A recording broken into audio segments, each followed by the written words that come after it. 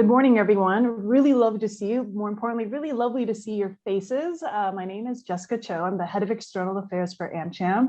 And thank you for joining us this morning for this author series session with Ruchira Chaudhary on her book, Coaching, The Secret Code to Uncommon Leadership, which is being moderated by James Andrade, Senior Vice President and Head of Learning and Innovation at Capitaland Catapults.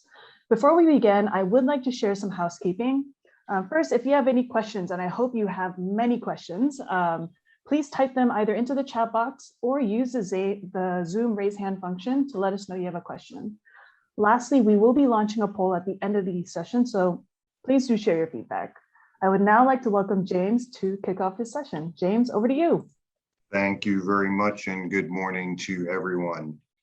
Let me jump into it immediately and introduce our author today, Ruchira Chaudhary. I had the opportunity and pleasure to meet Ruchi. It's been a little bit more than a year ago at a conference, Women for Impact, and it was quite an interesting conference from the standpoint that it gathered a number of women from various fields and various backgrounds to talk about issues not only related to the advancement of causes important to women, but also to discuss a topic of leadership and growing leaders. And this conference was attended by quite a wide selection of individuals, U.S. government officials, Bhutanese dignitaries from other parts of Asia. So it was an extremely impressive group of people. It was at this conference and during a section that we were talking about leadership that I had the opportunity to hear Ruchi express some of her ideas around coaching and leadership. And amongst an august group of individuals, her thoughts, her ideas around coaching and leadership really stood out. Ruchi is the founder and CEO of True North Consulting, an executive coaching firm with a specialty in mergers and acquisition, organizational effectiveness, and strategy. You know, Ruchi has an impressive and extremely wide-ranging set of experiences. She's worked across the Middle East, North Africa, China, and Singapore, has held executive roles with Medtronic, AIG here in Singapore, as well as Qatar Telecom and Tata Consulting.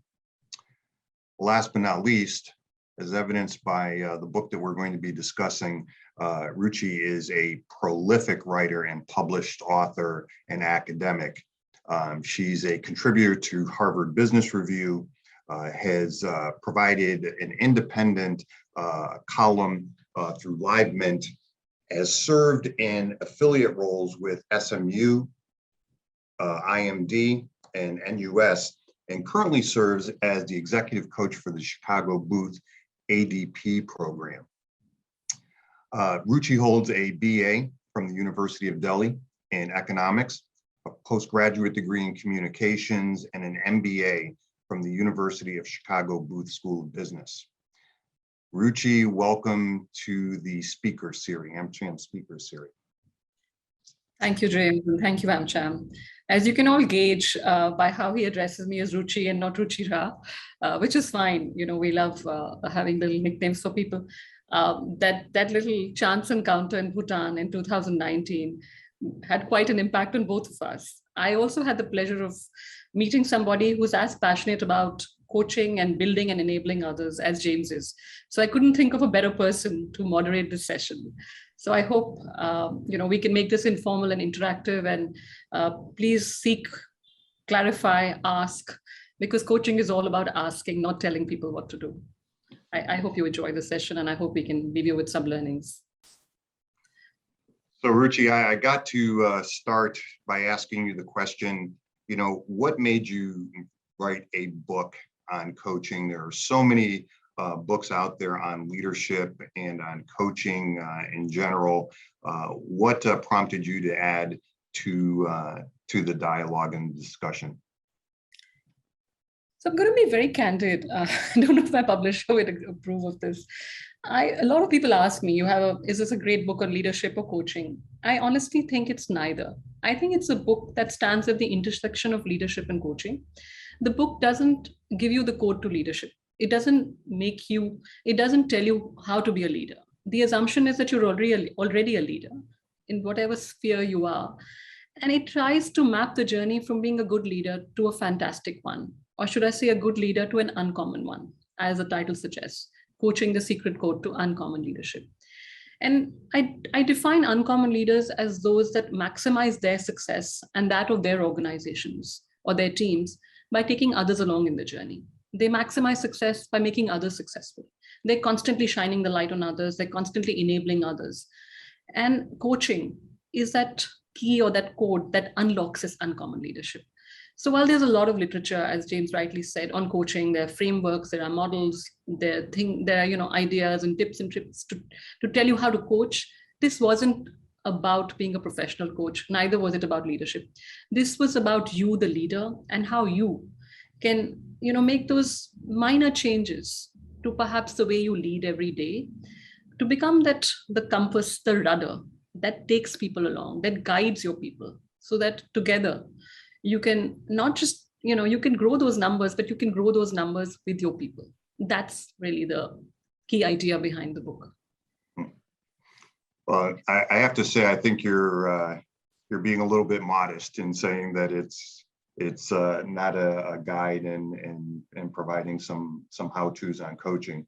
I've spent 30 years in multinational companies and considered myself as someone who has a passion and enjoys coaching and mentoring. And there were actually quite a few things that I found new and learned in the book and quite appreciated. But I want to ask you a question that's very relevant to today.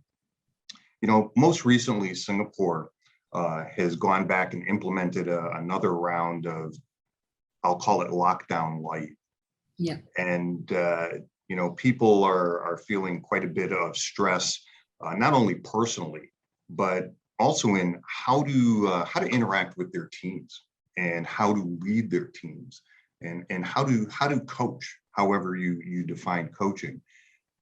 What are your thoughts on the role of coaching in a crisis like we're experiencing now? Yeah, that's a great question. So I'm going to give you a slightly meandering and long-winded answer. So you'll have to just bear with me on this. Let's define coaching the way I've talked about it in the book. If you hit Google, when I started writing the book, I had some 800,000 hits on the definition of coaching. And I'm sure it's multiplied many-fold by then. The coaching, the way I define it in the book, is really the act of maximizing somebody's current performance, but most importantly, future potential, through a series of non-directive and self-enabling conversations. The keywords here are self-enabling and non-directive, right? So as I said earlier, it really is about asking, not telling. One of the biggest challenges in the pandemic, which is a crisis of mammoth proportions, right? When we talk about leading in a crisis, I think it is about taking people along in the journey. The organizations that have thrived, not just survived the crisis, are those that have solicited the views of their people. And Singapore has had its share of challenges, right? We started off positively, and then things have it's been like a roller coaster ride for us, up and down, up and down. There's obviously a sense of frustration. It's challenging. Things open up and then they go back to where they were. We can meet with 5 people and then it's back to 2 and then it's nil. You can imagine that the people that work with you, that work for you, their personal and professional worlds are completely, at odds with each other. And while we keep saying that we're all in the same boat, frankly, we are not. We could be in the same storm, but some of us could have luxury boats. But some of us could just be struggling on lifeboats, right? Or canoes. So as a leader, I think more than ever, coaching, I can't stress most on the importance of being a good coach at this juncture, because coaching is really all about discerning, adapting to the current reality, right? You have to adapt to the shifting terrain, which means if you're no longer meeting people in the office, or the proverbial water cooler conversations are no longer happening, you still have to make the space and time to touch base. You have to continue to build those reservoirs of trust, which uh, research after research is telling us that people feel that their bosses or their managers don't trust them to do the job, that they're constantly breathing down their necks. So I keep stressing that don't keep checking in, but do check on them. Conversations about grief and burnout, right? Those things that were not commonplace in in organizations. And even if it doesn't come naturally to you, I urge you to find your sweet spot, but have those conversations. In meetings, when you feel that somebody is not showing up and being 100% over that Zoom call or Teams or whatever medium you're choosing, if you feel that somebody's just not there, find the time to send that WhatsApp, that text message, choose your medium. Have bite-sized coaching conversations, give real-time feedback, but make time for people. I cannot stress more on empathy. And the heart of all of this, which I should say is, yes, empathy, trust, but it's also about resilience. I think the leaders that are doing a fabulous job of leading their people, inspiring them through all the ups and downs and the hard times, are those that are resilient, but they're also ensuring that their teams are constantly energized. And you're telling them, there is light at the end of the tunnel. What that looks like, what that destination looks like is hazy. And you may not have all the answers, and you may not know when we'll finally come to that new normal, but you have to hold them, and you have to take them along with you, and you have to build those reservoirs of trust and resilience. Does that sound okay? It does. I want to kind of challenge and ask a question though related to that. In the chapter in your book, you talk about the importance of providing positivity and being resilient as a leader. But you also talk about being yourself and being truthful and sharing, when you're not feeling well. Yes. How do you balance that projecting of confidence that you describe? James, leadership, we all know, is not an easy game, right? It's about balancing many fronts. The narrative around leadership itself is changing, right? Once upon a time, there was this whole rhetoric was about financials. If you did a great job growing your numbers, everything was all right. And then about a decade ago, we got this balanced scorecard, which said, listen, hey, there's more to numbers. There's the financials, but there's also about processes, internal systems. And at the heart of all of this is your is the people that you lead, the human capital, building those reservoirs, right? So leadership, good leadership is about balancing many fronts. And those that are fabulous leaders, or as I call uncommon leaders, they have truly understood and imbibed the fact that in order to take people with you, you have to also be transparent. You also have to be vulnerable in front of them. If you have to acknowledge that you don't have all the answers. The pandemic has shown us who has the answers, right? And at times like this, I use the word optimism, but I call it bounded optimism or realistic optimism. You have to project confidence. You have to give people the confidence that things will get better, but you also have to be honest and say, I don't quite know when and how, but we'll find those answers together. And to me, that's the key word. It's about saying, I want to seek your views into cognizance. I will take you along in the journey, and we'll do this together. So I think that's, to me, the key here. Take people along, ask them the questions, surround yourself with diverse points of view. That's also coaching.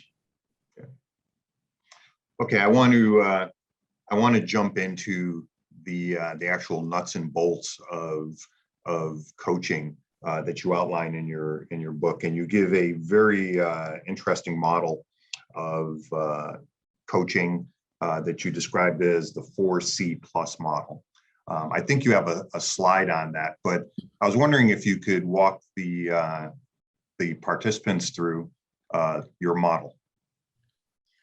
Okay, so let me show them the cover of the book, and I'll show it up on a slide. And it's actually quite interesting because when I myself was a skeptic when it came to coaching, what I didn't tell you was that I went to when I was at the University of Chicago and I specialized in strategy and private equity.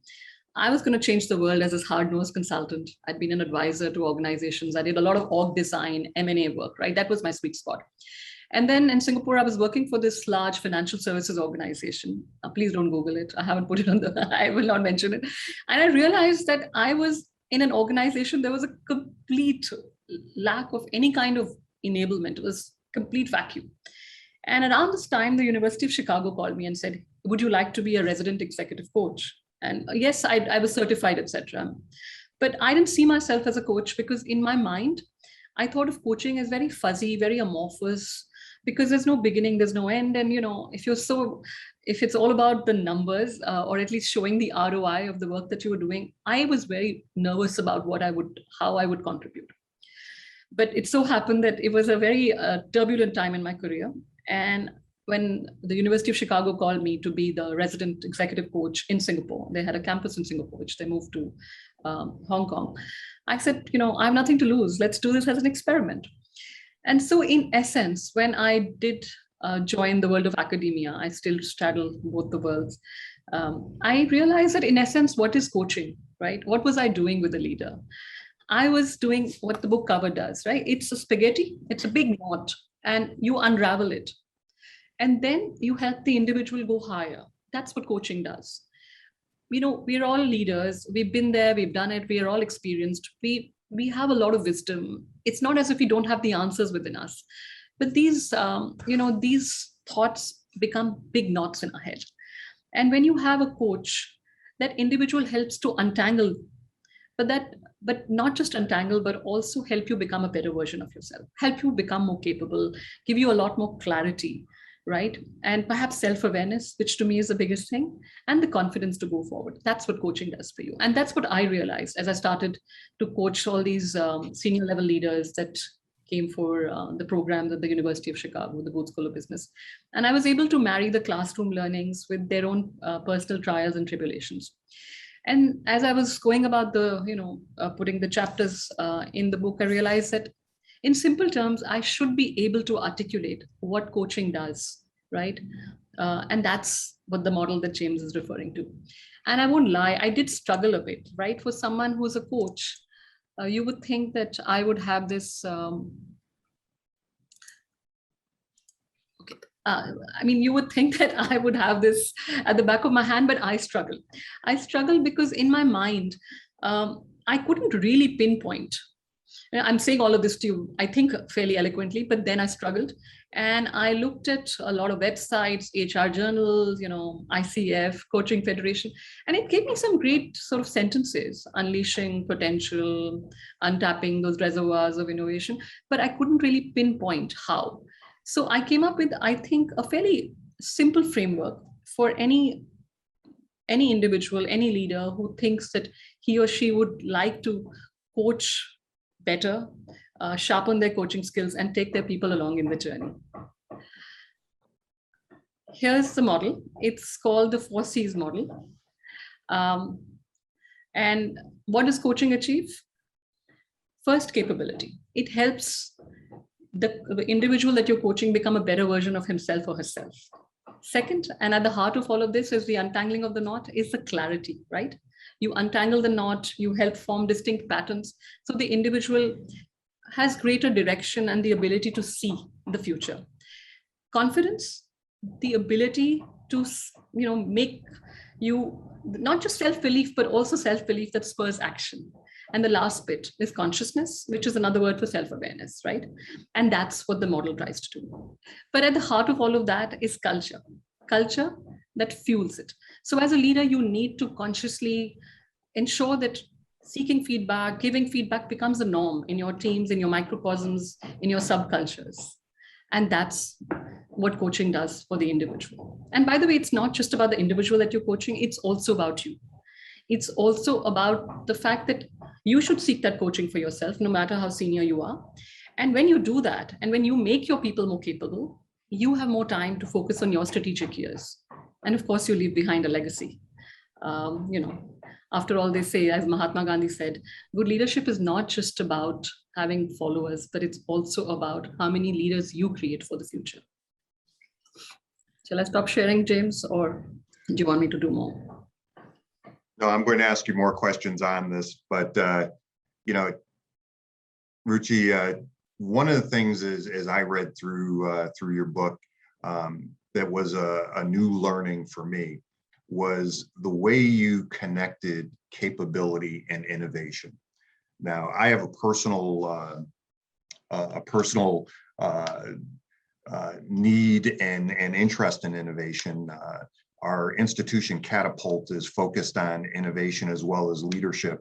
And you actually made a strong case for how coaching in capability helps organizations develop more innovation and more innovative employees. Can you talk a little bit about that? So, you know, the example that I've used in the book, I've talked about a case study from Sir Richard Branson. I found it quite interesting. And as I was telling you earlier, I tried to find, as I was trying to build the framework, I didn't find the answer in conventional places. A lot of it is from movies, from performing art. My son was watching the Kung Fu Panda at that time, so I gleaned a lot of learnings from there. So a lot of what you will read in the book is not academic. It's been pulled from different parts, you know, of our everyday life. And to me, when I read this sentence which says, "Oh, it sparks creativity and innovation," what does that really mean? I was reading this story about Sir Richard Branson and how he started Virgin Airlines.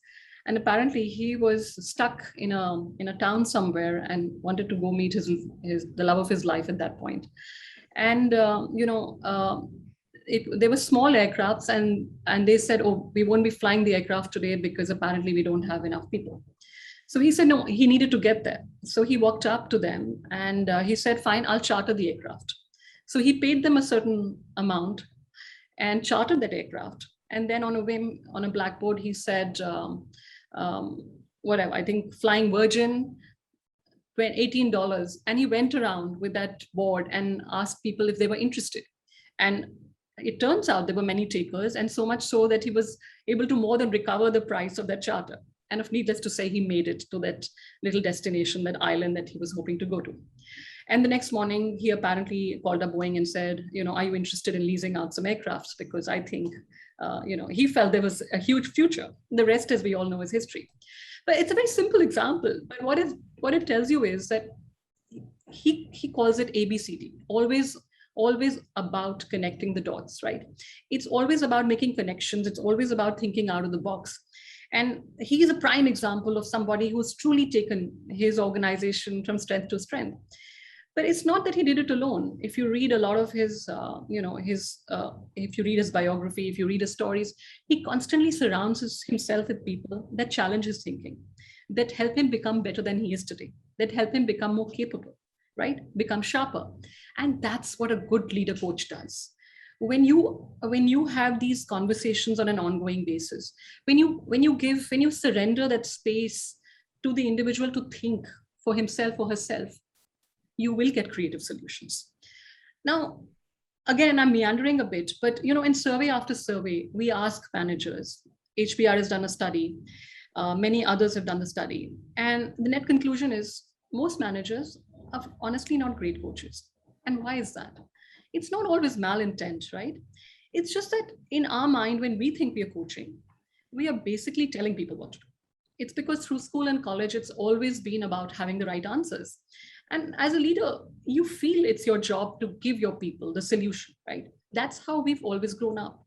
We always had to have the answers in our classroom. Business schools didn't teach us that. So coaching, unfortunately, is very different from that. Coaching can somehow feel very uncomfortable because you don't give the answer. You seek the answer. You ask powerful questions. So the individual that you're coaching can give you that answer, right?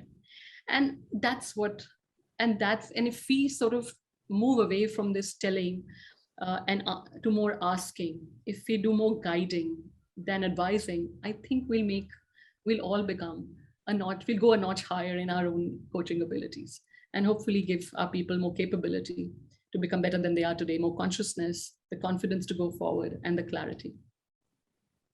Okay, Ruchi, you just insulted us all, telling us that we're not good coaches on live. Includes me, by the way, because as a consultant, you can imagine, James, when I'm coaching, the urge to always try and help people, like, and especially, when I come across somebody who's going through an M&A situation, or somebody who's there's a huge org redesign and people ask me questions, believe me, it takes a lot of restraint to not offer that solution upfront, because it's not James or Ruchira's playbook, right? It has to be their playbook. It has to come from them. You have to paint a vision of the future. You have to help them see things clearly, right? Form those patterns. But in the end, you don't know, you don't know what you don't know, because just by that coaching, that individual could come up with have a completely different playbook, and that playbook could be so much more, sharper and better than what you and I had to begin with.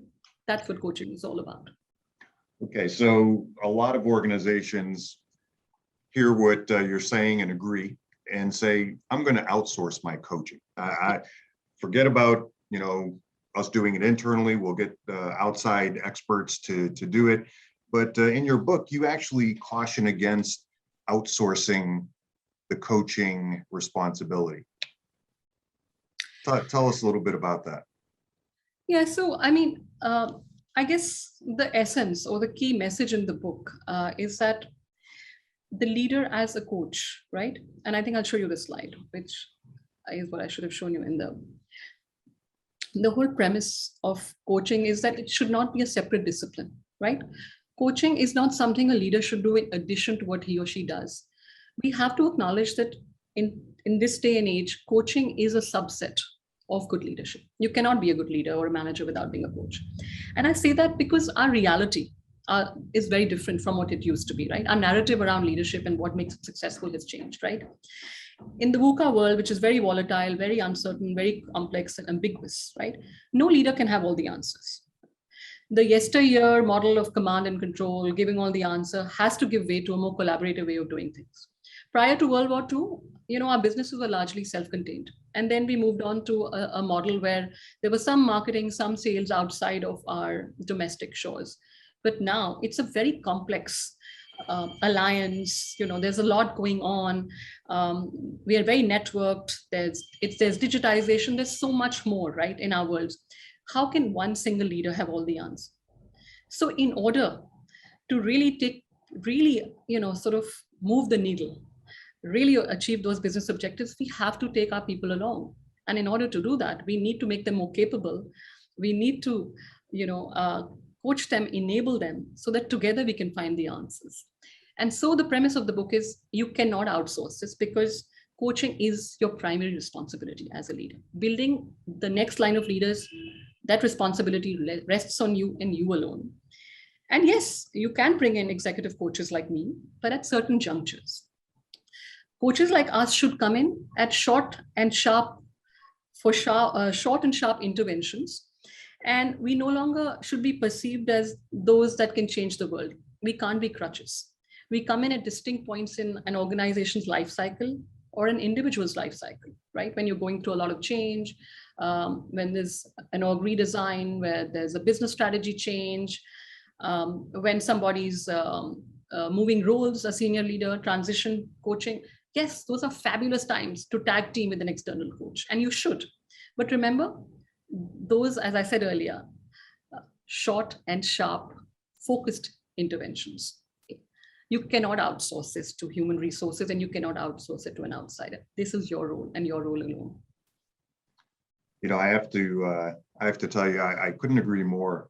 I remember when I was in the US, and most of my team was either sitting, within a floor of where I sat, or, a state or two over, meeting and talking to folks and getting the job done was much easier.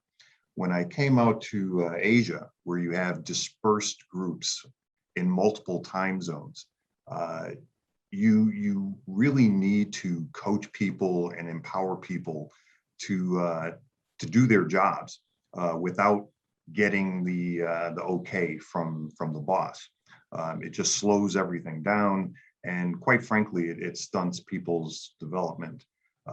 So the whole notion of coaching to empower, coaching to enable people to be more effective is essential in today's world.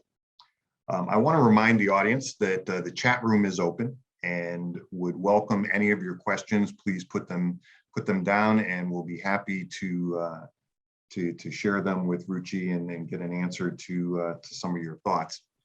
Ruchi, James, sorry, yes. I think I see Nitin's hand is raised up. Nitin. Hey, James, good to see you. And Ruchi, good to have a fellow Booth alumni as well in the room. So We just wanted to get that in, you know. Yeah. I just wanted to get a plug, just a small plug. We always do that. Having spent so much time in Chicago, I have to, James. My question is, Ruchi, as a fellow coach and a fellow thought leader in leadership and being in the leadership work for some time now, I realized that COVID is a different environment we are in terms of how we approach coaching and look at coaching. I do quite a bit of now youth coaching as well with youth leaders and young leaders. Been fortunate to be part of the Obama Foundation here in Asia as well. And I just was coaching some youth leaders from Philippines yesterday. And one thing which came to my mind is at the end of it, coaching seems still very complex for a lot of people, right? And COVID itself in this new world we are living in is as it is very complex, all right? And one thing I realized talking to these youth leaders was how to just simplify things. And being also a counselor, I brought in this piece around helping them just focus better, right? Helping them just channel their mind better, whether it's through breathing, whether it's just looking at what are some of their saboteurs in their mind, or what are some of their strengths and positivity in their mind and stuff. So I realized it's as simple as that at times, where we need to make things less complex. And I like your analogy, which you've used in the book as well, right? But I think if we take that in the corporate setting, right, it is still something which not all organizations will invest in, right? Because one, it takes a lot of effort, it takes a lot of money, it takes a lot of time and so forth. So my question to you is, what have you seen and what is your epiphanies as you were writing this book in terms of that simplicity, where you can just do some simple things with folks so that they can just do it on an everyday basis. And it is just a discipline of brushing your teeth every day, which you don't forget to do, but you have to do, right? So I'm just wondering that idea of complexity to simplicity, so that everybody, like you said, everybody sees themselves as a coach, but the reality is they don't and they won't, right? So just wanted to get your perspective. You're a fellow Chicago Booth alum. We don't make things simple, right? And we write book because we come from Booth. We have to make sure that it's backed by incisive, research, and there's a lot of data behind it. So I'll answer your question in two parts. There's a simple part, and we can make it a little more complicated, but it depends on an organization's mindset, right? If you're a Satya Nadella, who's also a Booth alum, and you start by trying to fix a completely broken Microsoft, right? And say that I want to completely change the way we are wired as an organization. And if you read a lot of his writings, including the book Hit Refresh, he says, to me, it wasn't about the AI, it wasn't about the cloud computing, it wasn't about doing all of those things right in the business strategy space. It was about the culture. It was about fixing the culture, right? And the thing that he talks about was how he spent 1.5 years having that conversation with Kathleen Hogan, his head of HR, just listening to people, right? They listened, and apparently people say, if you look at some of the case studies, he listened to the senior vice president and he listened to the individual who was at the bottom of the value chain with the same focus, active listening. They listened, they assimilated, and then they came up with this model. It is called the coach care model framework. So it's a management excellence framework where every leader, regardless of the size of his or her teams, is expected to coach and enable others. That individual is also expected to care for the people. So empathy, the bit that we talked about. And the last bit is really be the role model. So long-winded answer, I think the most simple thing is if you believe in coaching as a leader, regardless of whether you run a large enterprise, you're an entrepreneur, whether you're a gig worker, you have to be the role model. You have to be the one that shows by actions that enabling others, that taking them along in the journey, shining the light on them is important to you. And then you try and embed that into the culture of the organization by celebrating such individuals, by calling out such individuals. You know, I have seen organizations that think that when they give across the board training to their people on coaching skills, magically these leaders will morph into those that will be fantastic coachings. But you and I know that doesn't happen, right? You have to believe in it. It has to come from within. It has to be a coaching mindset. And that mindset comes by truly believing that by coaching somebody, it will make them better, but it'll also make you better. And so organizations that are really serious about that culture, they go beyond just the culture, right? It's a strategy model. I learned in Boots, but I've used it in this context. It's called the ARC. The A stands for the architecture, the R for the routines, and C for, of course, the culture. A is everything that is all about formal systems in an organization, performance management, hiring, promoting, and all the other stuff, right? Not an exhaustive list, but if you are truly serious about building leaders that coach, then when you hire, you will consciously look for those that have the right attitude. You don't hire just for pedigree, but you hire for potential. You start gauging, because they say skills can be, you can work on the skill set, but you can't work on somebody's attitude. So are we hiring just for skills, or are we hiring for attitude and skills? That's a mindset shift for organizations. The second, when we promote people, are we just promoting those that are achieving their numbers, or are we also looking at other measures? How many leaders did you build? What are your direct reports doing now?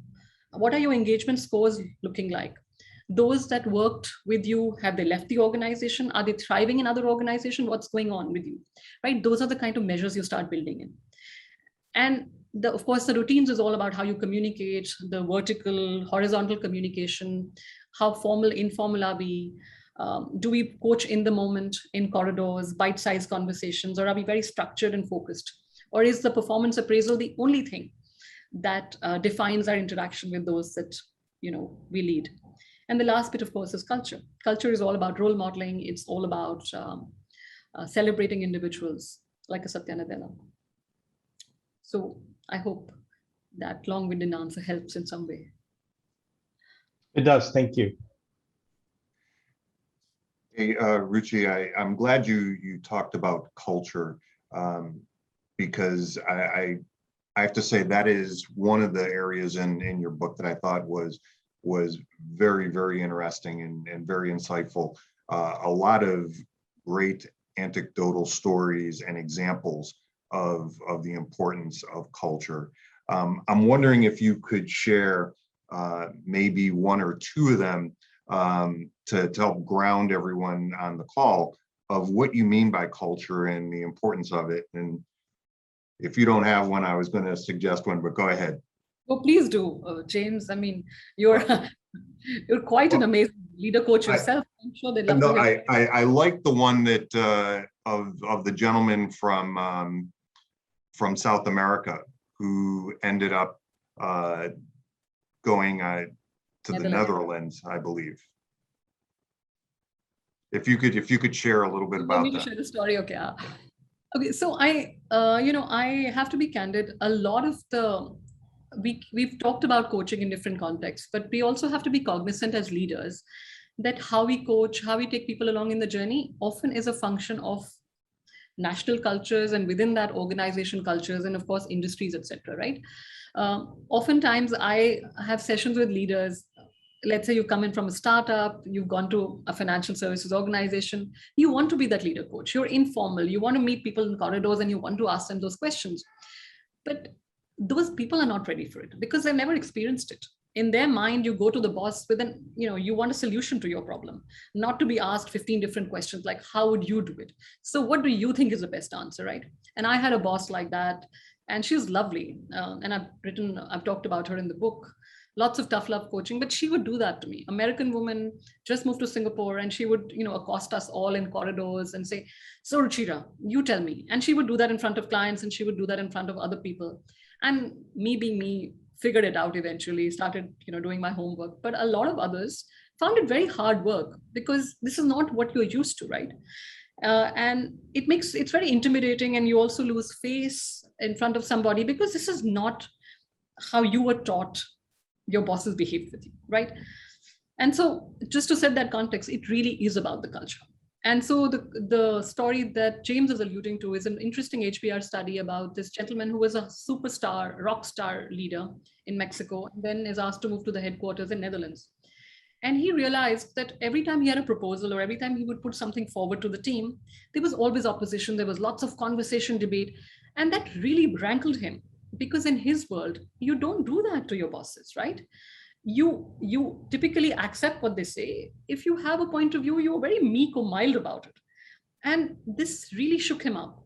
And it took him a really long time to really appreciate the reality that this is not disrespect. This is a consensus culture. And dissent and debate and agreeing to disagree is okay in that culture, which was very different from where he came from. So you have to, as a good leader, I think, appreciate the nuances of the culture, whether it's national, whether it's the industry, and then tweak your coaching style or, customize your coaching style. But the destination is the same, taking people along with you and making them a better version of themselves. But you have to find that sweet spot between asking and telling, collaborating and guiding. That was, I think, the story for me. And that was a huge learning for me as well. I had a similar experience, once again, coming to Asia. In my previous world, I worked in New York. And in New York, when you go to conference meetings and have discussions, you don't leave the room if there isn't blood on the wall. It's just, it's generally pretty confrontational and pretty loud. And you go out afterwards and you have lunch. It's not a problem. And I went to my first meeting in Japan when I came to Asia, and it was, needless to say, quite different. There wasn't a lot of discussion. I can remember the head boss. To this day, I think he fell asleep during the meeting. Don't think that much was happening. And I remember asking some pointed questions, and a good friend and colleague of mine, Shin Katayama, kind of just nudged me under the table and told me to calm down. And afterwards explained to me that there's a meeting before the meeting where decisions are made, and the meeting that I was in was more or less just a confirmation of what was going on. So fortunately for me, I had a good coach in Shin to help explain what I needed to do going forward. But yes, culture just plays a huge role. I see there's a couple other questions in the chat room. Let's see. Thanks, Chris. James, we also have two hands up. We have JC and Allison. Yes, JC. Oh, you're muted. Okay. Hi, Ruchira. Thank you so much for that eloquently presenting this.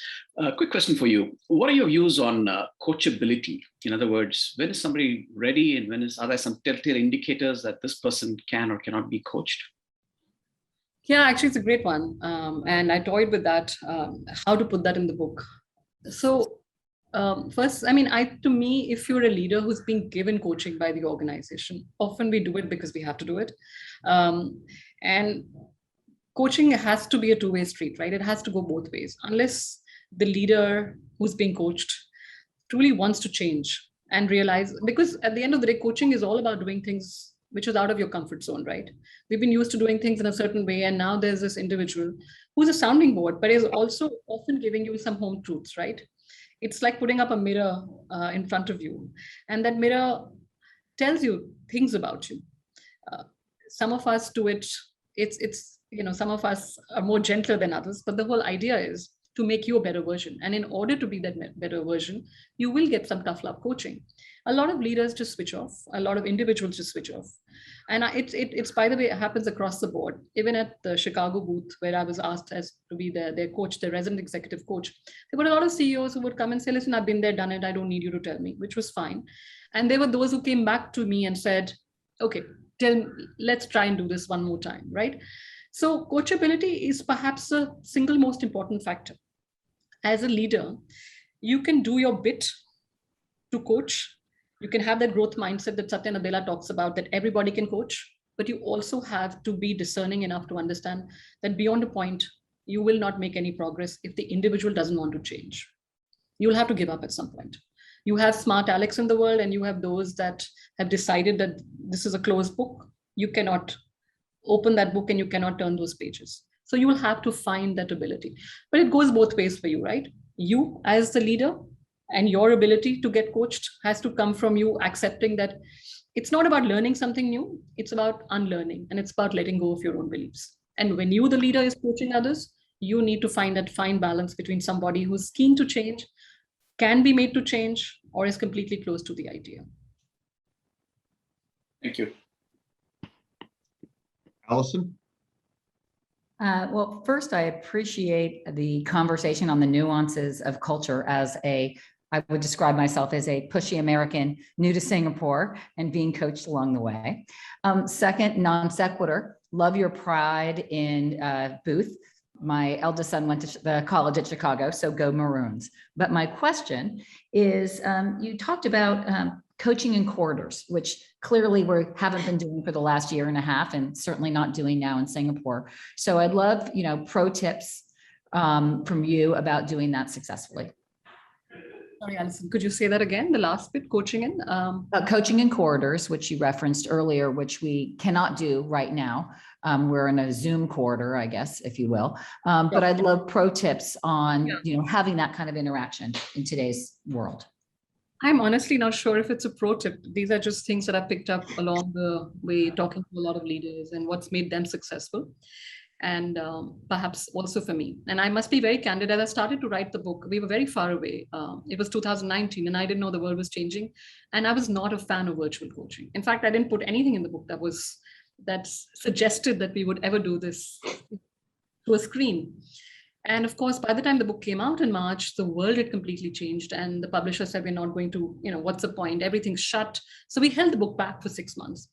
And to make it more relevant, I had to go back and rejig some of the chapters. There's a chapter on coaching in a crisis. And then I added a foreword that James was alluding to, coaching in times of Corona. Because I realized the world where I started writing out the book and the world now it's a very different place, right? So here are my 4 or 5 tips, and I don't know if they're pro tips. One, I think as a leader, make time for bite-sized conversations. Everybody's zoomed out, right?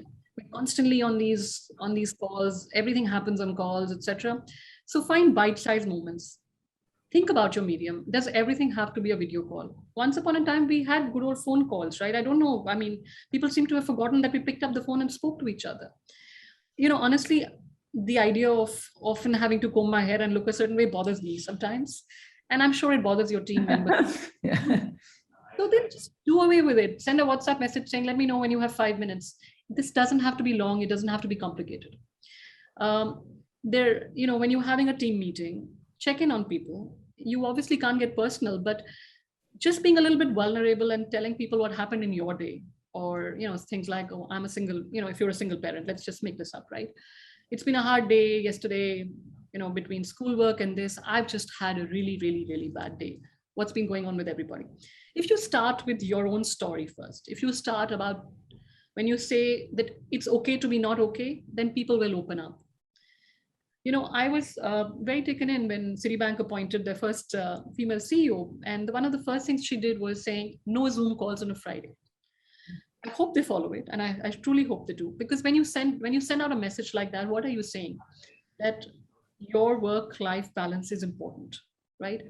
So we need more leaders to do that. But in the absence of it being an organizational directive, in our own microcosms, can we send out these signals that it's important to value your personal space? And I understand that our boundaries no longer exist between the workday and the evenings, right?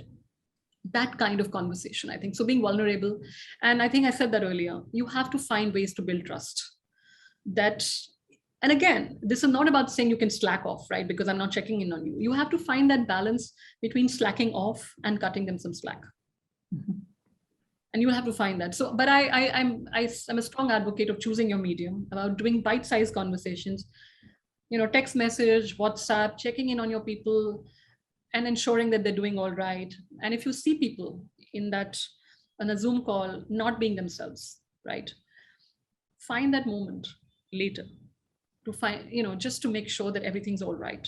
It's hard work, by the way, and leadership is harder than it ever was. So we need to have more courageous, bite-sized conversations every day.